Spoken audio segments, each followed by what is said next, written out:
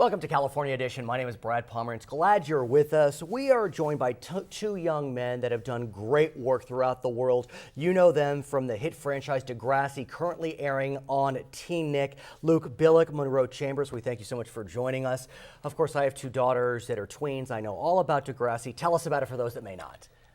Well, Degrassi is a show that's about high school kids dealing with issues, and we kind of bring those issues to light in a very genuine way, not shed light on it, just make these kids feel like they have someone to relate to. Yeah. And I think it's fair to say that it has been a franchise that has lived on and on and on. Tell us about it, Luke. For sure. You know, it started back in the 80s and, you know. Before you were born. Before I was born. I was going to say, you know, I remember it. Yeah, you do. But, you know, it's something that once the fans really get a hold of it, no matter what generation it is, no matter who's on it, you know, they grasp it and they want to just keep watching. There is a staying power to it, and I congratulate you on the success. You have been on the show for 3 seasons.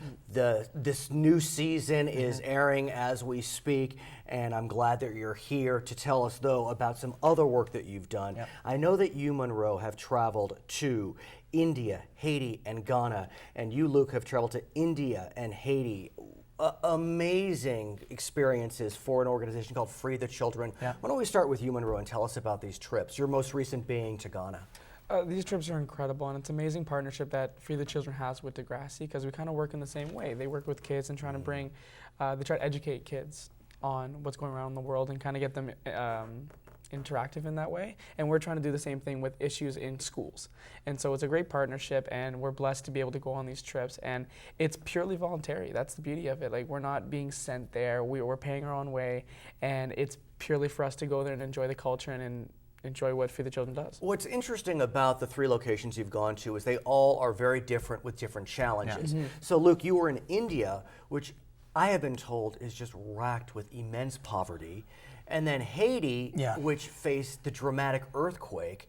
Tell me about those distinctions for you. You know, there's so many things, like even like when me and Monroe, when we went to India, you go there and like you have like the beauty of the country. We're standing on a hilltop and you're like, wow, you cannot get beauty like this in Toronto, you know what I mean? It's a different type. But then you go to somewhere like Haiti, and we're driving, and before the earthquake, the inhabitants on this mountain was 0. And it was 2 million afterwards. Just to see that and just know, wow, all these people are now living in tents and shacks, and it's like, wow, we have it so good. It does change your life to go there. Yeah, talk to me about that. Talk to me about the children that you met, the looks in their eyes, what it did for you, what it did for them. You know, one of the exercise and, you know, activities that we have is try and create a bond with a child, or, you know, just get out there and, you know, do something for the children aside from, you know, building the house. Right. But when you actually create like a bond that I know the both of us have with someone, it's just like, it's hard. It really is hard to, you know, you go home and it's like, I got to go back to my life knowing that like these kids are going to go and just keep on with the same routine and we're not going to be there. But it is good to, you know, be able to even create a bond like that. Monroe, tell us about Ghana, because I don't think that Luke joined you in Ghana. Tell us about it. It's a nation on the... Is it west coast of Africa? Is that right? It's like southwest. Southwest? Okay, I was close. Yeah, I think I'm just spitballing. He's wrong. You're Exactly. Exactly. No, but it's African. Ghana's beautiful. Right. It's a beautiful country. It's very new to Free the Children, so going there and being the first youth group there was incredible. But it's like any trip. Like, it's a beautiful place. It goes through such struggle, but the people are so happy. I think that's the biggest surprise when we go to these places, that the kids, the communities, although they have, in our minds, nothing, they're just so happy and smiles because they have such a great bond in the community and family. It's amazing to see that. Like, that's what I take from it leaving, and I think a lot of us do. Yeah, they really are happy with so little. Yeah. You know what I mean, like a stick and like a ball, and they can just play forever. What do they think of the cast of this internationally acclaimed show landing in their villages and wanting to help? I mean, I have to think in some ways they're starstruck, in other ways they may be suspicious. They have no idea that we're part of the show. They think we're just North Americans coming. I think they think that we're rich, and I think they think like, oh, these rich people are coming to help. That's really funny. And so we'll start shoveling and stuff and doing work that they do every single day, and they think it's hilarious because they're not used to that. But they don't. I think that's the beauty of it, that we go there without being that starstruck. It's not like the recognition. I hear you. Let's I go mean, there. It's very humbling. Really dig down, Luke, and tell me why you have chosen to do this. You've said it, it's voluntary. Yeah. You know, you got the pink shirt, you got the, you got the hair, you're ready to go. Why? You go for the first season, and I think me and Monroe, we talked about it. It was a couple years ago, and we're like, "Are you gonna go?" We're like, "You know what? We'll go. See what it's about." And once you land there, just the flight there alone, you're really getting into the mood of it, and you're like, "Wow! Like I'm here. Let's do the work." And then when it came to Haiti, it's like, I don't want to live my life knowing that I didn't try to help someone else. You know what I mean? Like you go there, and it's like, okay, I'm here, let's do something. Like I know me and Monroe's like, okay, let's build a school, let's build anything to help these kids who don't have as much of us, but they do. It's completely different. Like when we were in India, they're looking at us, and it's just like, oh yeah, no, we have no idea what you even have. Like electricity comes on 5 hours a week, and that's normal to them, you know? And again, we're not going to like New Delhi. Like we're going to these like places, like we went to Udaipur, which is so remote, and like they have no idea what this kind of stuff is. So why are you doing this? Me? You got the blue shirt, the green eyes. Why are you doing this? The green eyes have nothing to do with it. That is genetics. That is pure. Absolutely. I do it because every single time I come out of these experiences, it humbles you and it grounds you, and it makes me value my family life. Right. That's what it was for me. When we're going there, we want to help them out and enjoy their culture, but you come out of it being like, you know what, I should really not care about not getting that shirt or not getting my blue shirt. Right, you know exactly. What I mean? Or the pink shirt. Or the pink shirt. So I can pull off the pink shirt. That's what I was going to say. He can do it. What do the fans think of all this? I think what we want is we want them to kind of inspire them to go and do that, but kind of do stuff in their own community. Sure.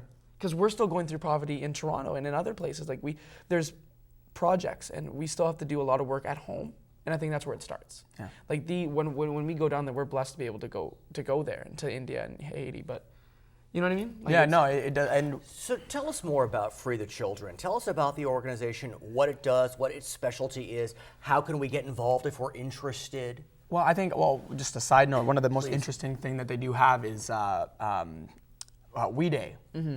And that's where Free the Children comes together with all these people from different schools, and like one of the taking your breath away, like seeing a scenery, but there's nothing to take your breath away than seeing like our not a theater, our ACC, like our stadium packed full of 12 to 16-year-old kids just who want to go help, who raise money to go help people they've never even met. So that's the coolest thing, and I think it's children helping other children, you know. And it's so exciting because they do it themselves. They're excited. The teachers bring it up to them, but they want to come. And I went on We Day last year. I was lucky enough to speak at it, and it was 20,000 kids. Yeah.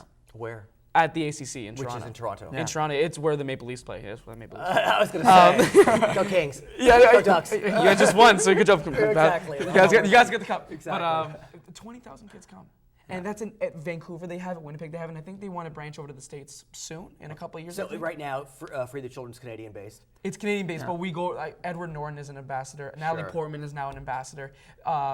There's so many people that come. We had Magic Johnson come in, Shaq, all these people from the States who are these big famous celebrities. They're coming and they're doing their own charity work, but they're coming and joining Free the Children. So I know that your trips are in August, which is several months away. You've taken 3 years in a row, August trips. Do you know where you're going next, if at all? We have no idea. No, usually even the first year, it's like, okay, we might be going to India, might be going to China, and it just kind of depends on what's happening in the country at that point in time. How long is the trip? It depends. Yeah, Sometimes 2 weeks, a week, in between there. So presuming there's another trip, do you want to go? 100%. For sure. Really? I honestly do regret not going, even it's the stories, you know. You know what? He's like, I don't want to go. I'm too. My pink shirt. Too hot. It's too hot. I got a rash last time. I don't want to do it. Yeah, but I do regret definitely not going. No, I hear you, and I really appreciate what you're doing for the children of the world. You're both very impressive. We welcome you to America, and thank you for entertaining us for so many years. Their names: Luke Billick, Monroe Chambers. My name is Brad Pomerance. We'll be right back on California Edition.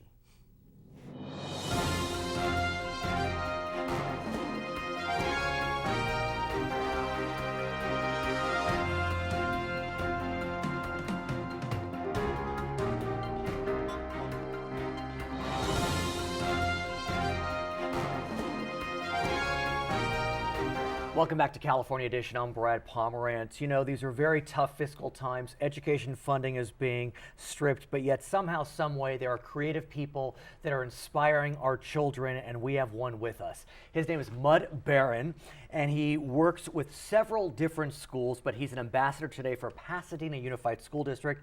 He is known as a Youth Gardening Evangelist. I like it. Amen. Amen. Hey, we're Amen. done. Praise the oranges. It's praise the oranges. Talk to me about what you have been doing at John Muir High School in Pasadena, Right. as well as other schools throughout the entire state. Right. Thank you for having Please, me. and no, thank I you for like having it. the produce here. And you know, I mean, you brought me food. How can I complain? I mean, what's right to my stomach? You make Well, I me work happy. in school systems. I'm sure you'll find a way to complain, but that's another Exactly. Oh, it's conversation. okay. So, yeah, what I do at John Muir High School is we have a 2-acre working farm. And I tell people 2 acres. 2 That's- acres. that's big. That's like 2 football fields. Yeah, I mean, that's impressive. And that's at a Thank public you. school. It is. And and that at says a a lot. school that has exceptional challenges, John Exactly. Muir. The vast majority of our kids are on free and reduced lunch. Right. The vast majority of our kids don't have access to fresh fruits and vegetables. So at Muir, we grow them. But more importantly, You grow them. I mean, I say hope it so, again. I mean, yes. that's. But honestly, think about. You know, I'm being a preacher for you, but what you are providing these children, these high school students, you are providing them an opportunity to grow what they eat, to see the progress.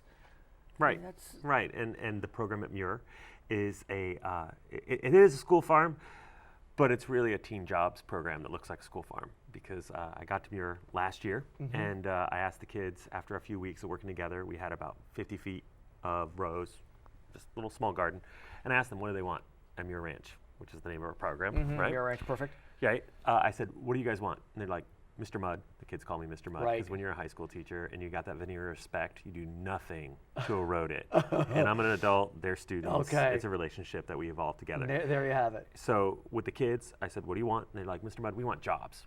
They didn't say How Michelle Obama. interesting. They didn't say we want organic chives. Right. They didn't say anything about saving the planet, being local. Michael Pollan never came up. They said they wanted jobs because they've all got, cell phone bills. Of course. And so the buy-in for them at Muir, which is my own program, is giving these kids an opportunity to show up on time, problem solve, work well together, and do some really amazing, innovative, and I like to call it in-the-box thinking. Not out of the box. Right, and here's the box. Yeah, here's the box, right? This is the program that is our business model. Right. Half of it's out laid out here That's on the okay. table because your staff. And they're can I about to eat take while it. you talk? You can. Tell me what I'm going to eat, by That's the a way. jujube. Jujube, not like Jujube. what you buy at the movie theater. Not the movie theater stuck in your teeth from 1977 Mm-hmm. from the first Star Wars playing. No, that's also known as a Chinese date. It's grown by one of our farm partners out in Danuba, Burkhart. So tasty. Like an apple, like a pear, but a jujube, But tasty. right? Really tasty. Keep talking about the Yeah, box. so the program with Muir is I knew with this program that we started at the garden. And the program was really started by a teacher named Doss Jones, who retired to go out and create this amazing garden program. But she brought me in, former resource person for all school gardens in LA Unified, Wonderful. and policy director for Green Issues on the school board. So got some chops on how to work within schools and work with kids. But really at the heart of it, I get to create this amazing program. And my kids, not a lot of farm experience. No. Not so much. Urban district. 90% of our kids free and reduced lunch, very urban. It's Pasadena. Really amazing garden clubs, and there's the Rose Bowl and the whole Right. Rose Parade. Well, it's right? true. Right? Grown at Muir. That's grown at Muir. That is, by the way, you know what you're holding? I don't. What is it? What does it look like to you? It's I'll a be flower. the teacher. Yes, very good. You get points. Let's get some more points. What kind of flower? A purple one. Purple, extra points. Very perceptive, this one. It smells beautiful. It smells like a plant. Yeah, that one. It's also, now the name, right? The name that the botanists know, dahlia. Oh, dahlias, right. Right, which is named after the guy who was the assistant botanist to the King of Spain when the conquistadors were taking everything they could that wasn't locked down or was locked down So out of the New World. Is this plant native to Spain or Native does it to grow- Mexico. To Mexico. And not only that, national flower of Mexico. Wow. And for my students who grow them, and they're pretty proud of what they grow, they're like, Mr. Mudd, how come an old white dude had to tell me what the national flower of Mexico is? 60% of our students at Muir, Latino. The vast majority of them are Mexican American. And the Aztec name of that flower, what is it? Okay, it's right? Coco Zichi something. There we go. That's a whole nother dish, I think, at Right. Acapulco restaurant. No, it's kokozochi, Kokozochi. which is the Nahuatl word, right. which means, have you ever been to Home Depot? I have. Sort Okay, of. right? It's a Sort of. horrible place. Sorry Yeah. to take you there. Yeah. But kokozochi in Aztec, and I realize we're having an ethnobotany conversation. And I in couldn't be 2 minutes happier. in. 2 minutes in, here we are. Kokozochi. Kokozochi is the Aztec or Nahuatl word for water pipes. Because the dahlias that grew in Mexico, they didn't have bamboo per se. They had these 14-foot long Dr. Seuss looking daisies that were hollow in the middle, and they used those to irrigate. And I have to digress for a second because your Twitter handle is Kokozochi. Yeah. And I'm so proud of my. There wasn't a long line for that one. But wait, I'm so proud of my 600 followers. Okay. You have 25,000 followers. I do. Which is quite remarkable. I mean, that's like Disney Channel star status. I don't know if comparing me to Justin Bieber is a good thing, but thank he you. has 25 million. But Yeah. you know what? I mean, that's amazing that you're not just some guy that's growing plants. You really have developed. I mean, you are a youth gardening evangelist, Sure. and you have a following. Every kid should have a garden, and that's something that I think every parent can resonate with. I think that if you have Alice Waters on one hand or Michelle Obama, God bless her, Right. on the other, they realize that that our kids are the future, Right. and what kind of future are we leaving them to? So you can look at a school garden from an environmental lens. Is it local? Is this from Argentina? Is this from Santa Barbara? You could look at it from a health lens. The vast majority of children of color are rapidly approaching obesity. Xavier Slavsky, the LA County Supervisor, calls it the #1 fiscal crisis that he's looking at as someone who has to deal with health issues on a huge fiscal level. You could look at it from a community perspective. Our CSA, where the kids sell. Right. we have CSA is community supported agriculture. And it's just like, this is charter communications. You subscribe to cable, you Yes. subscribe to a magazine, you can subscribe to vegetables. So from an economic and We community do. standpoint. Once a week at my home, we get organic fruit delivered from CSA. Right. My wife picks it up. And who eats all of it? Usually me, Right. honestly, and my kids too. But I love plums. I mean, the organic Really? plums are really special. Am I leaving this with you? I hope so. Okay, there we I go. hope so. But I got to tell you, I think every kid should have a garden. We're really good at composting. Mm-hmm. We're good at the decomposition side. It's the composition side. We have challenges. right. growing Learning curve. stuff. I don't know. Where'd you grow up? I grew up in the West San Fernando Valley, so Right, there that's was ag. planting. It's ag, especially back then. Right? I We're live. talking about the second century. Yeah, last- exactly. Yeah. okay. But I have challenges as it relates to. So tell us what you teach your kids so they can go home and grow a garden or continue to grow at John Muir or otherwise. For parents everywhere, if you're watching this, it's electronic medium. Right. It's Yeah, quick. all right. So one of the most important lessons that a school garden teaches kids that because our CSA and our farm partners, I can somewhat mitigate. One of the most important lessons that kids who have an Xbox 360, that have a reset culture, right, who have text thumbs, not green thumbs, is patience. And so for a kid who wants to eat a tomato, you have to think about eating that tomato in February. And then you have to put the seed out there, and if you put it at the wrong time, it's going to pass. It's not going to happen. You try it again, a little later, a little warmer, days are longer. Tomatoes are long, light plants. Sure. It's not about you. It's not about me when we want to eat them. It's about when is seasonal. That's right. That's Alice Waters. So that tomato, you plant it, and 3-4 months later, you might get to eat it. If a grasshopper decides they don't want to eat it first, and you discover that you're not alone in this food chain, that there's this relationship. We have an avocado tree that our squirrels love. Right. It was there before we bought the house, by the way. So just so you know, I'm not able to keep it going. No, and squirrels make some excellent guacamole. You should try Yeah, sometime. I was gonna say, You should I be was more gonna say. neighborly and have them invite you over. In our final moments, how have you enjoyed this journey of yours? Well, there's a lot of little pieces, and for my students at Muir, yes, third Saturday every month, someone can come to Muir High School, and we do a plant giveaway for all the teachers throughout Los Angeles, Orange County, Right, wherever it is. Riverside. Where they show up, we do free plants because we have really great sponsors. This is a company called Organics. Seeds of Change is another great sponsor, and Muir Ranch is part of the Pasadena Ed Foundation. But being the teacher, not just the one who supports all the other teachers, is the teacher who has a kid who goes out during open house night with her mom, and that student makes a bouquet, and her mom says, "How did you learn how to do that?" Mud Baron. That's his name. That's it. He's Mud Barron with Pasadena Unified School District. Today, he works with a lot of school districts generally. I'm Brad Pomerance. Thanks for watching. Thank you. Charter California Edition.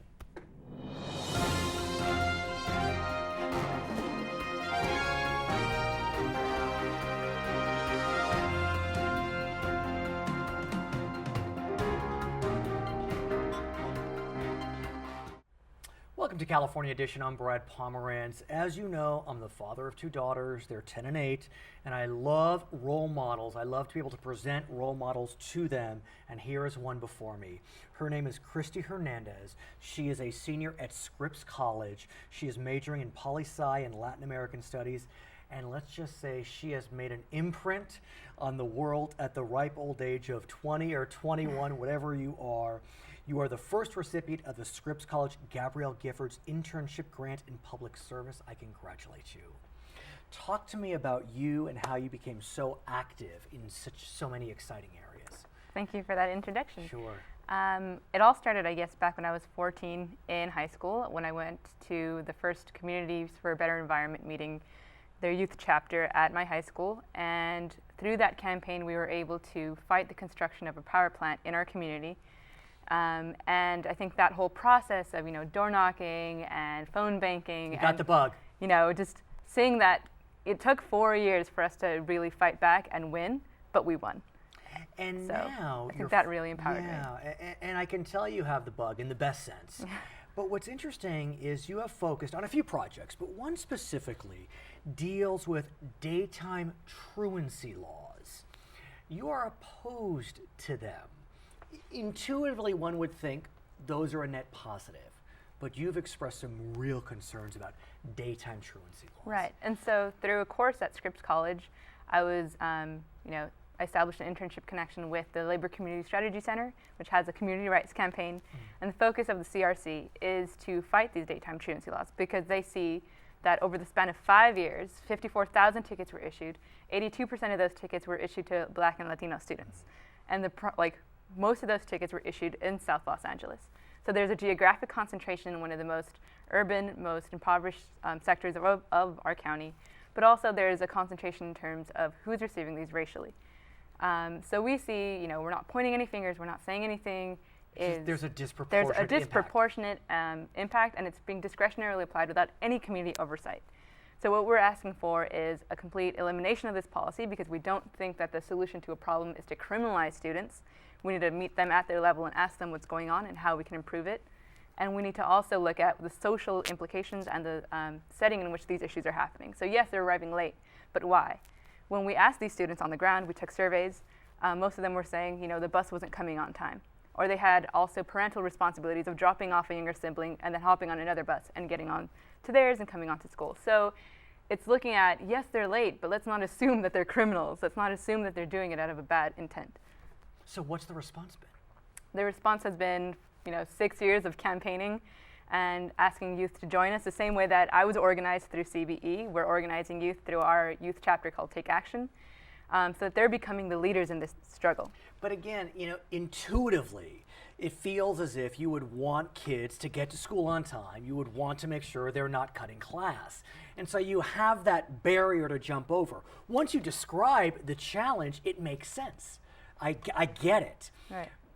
But how do you get past that first layer with these elected officials who want to be tough on crime, tough on truants, tough on kids not getting to class? Well, I think part of it, if we look at the statistics and look at who's being affected by it, then those politicians, those lawmakers have to, confront the statistics and say, I'm okay with the fact that 82% of these tickets are going to Black and Latino students. That's fine by me. They have to confront the fact that these are being disproportionately applied and that they, by saying that that's okay, that they're assuming that it's okay to criminalize the population. So part of it is saying, are you okay with those facts? Are you okay with saying that we don't apply this law in Beverly Hills, that we don't apply this law in certain more affluent neighborhoods?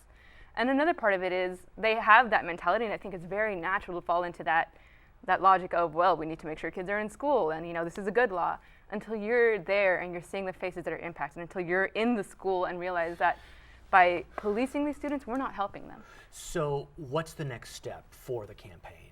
The campaign is, we've had a lot of success in actually transforming the law. So we've, reset the parameters so that now students can't be ticketed within, the first 2 hours of school. They can't be ticketed within a 3-block radius. Now they have to be asked, why are you late to school? These minor, issues that before they should have been a common civil right. But now we're also expanding it so that our scope isn't just these truancy laws, because it's one issue that we think is really affecting our community, but it's also, one of many. So what we're looking at now is how else are we criminalizing youth of color? How else are we criminalizing working class students? And what can we do to help them out? So 2 other issues that they're addressing are zero tolerance disciplinary policies as it relates to disruptive behavior, which is discretionarily applied and defined by whoever's deciding it. So the majority of those tickets, from a study conducted by the University of Indiana, their psychology department led by Russell Skiba, proves that in the majority of the cases, these tickets are going to African American youth. So we're looking at how are these tickets being discretionarily applied in a way that's not, firmly defined as being disruptive means doing X, Y, or Z specifically, and only that. There's no regulations on that.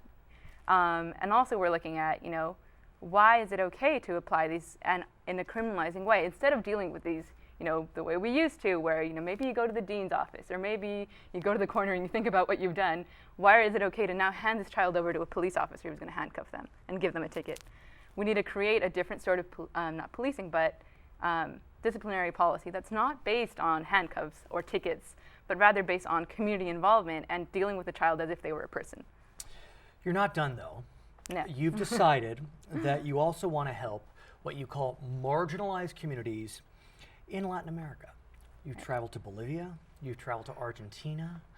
As if Los Angeles doesn't have enough of its own problems, you're tackling international challenges. Tell me about your trips.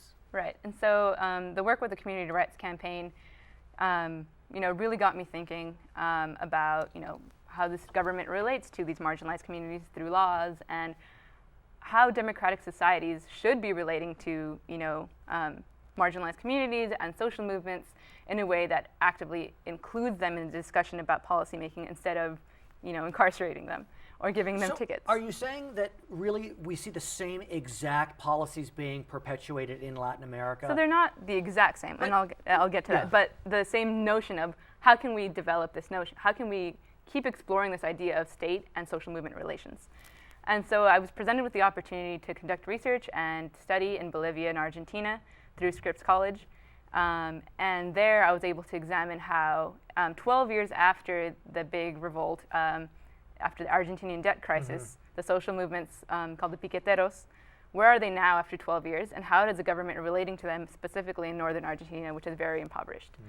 And what I saw was that material resources such as welfare to work programs or soup kitchens were being used to either maintain certain populations quiescent and say, here, have this food, but don't question my policy that I just passed.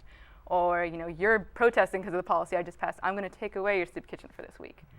So looking at, maybe it's not a truancy law, and maybe it's not even within the legal realm, but it is something that is being used to mediate this relationship between social movements and a democratic government. So how do we then, create a different sort of government, a different sort of social structure where that's not going to be an issue? I'm rendered speechless by you. I'm not even sure what to say. I am so incredibly moved by your passion, your knowledge, your intelligence. What is next? You are graduating in the fall, or in the spring, I should say.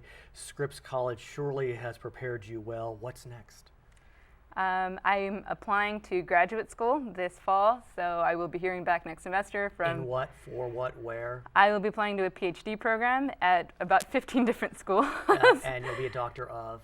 Political science or sociology. So am I looking at a future congresswoman? If so, she'll be a lot better trained than she is now. I was going to say, no, but honestly, do you pursue a career in the political arena, or are you really looking more towards academia or think tanks? I think my passion lies in bridging the world that I come from with the world of academia and the world of, political influence and control that I think we currently lack. So one thing that I really felt that started with CBE and continued with the CRC and continued in Latin America is that so many communities are fighting sorts of social justice issues but their voices aren't being heard.